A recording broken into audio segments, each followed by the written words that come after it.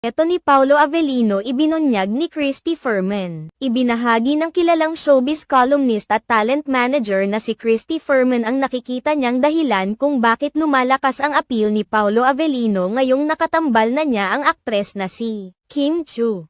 Sa kamakailang episode ng programa ni Christy Fermin na Christy Ferminit, isiniwalat niya ang tinitingnan niyang dahilan kung bakit lumalakas ngayon ang appeal ni Paolo Avellino. Ayon kay Christy Fermin, nagmumula ang malakas na appeal ni Paolo Avellino sa kanyang ipinapakitang image na suplado, pagiging tahimik at tila mailap. Ito umano ang ipinapakitang imahe ni Paolo Avellino sa lahat, gayong hindi naman siya ganoon dahil ang katotohanan ay napakabakit umano ng aktor.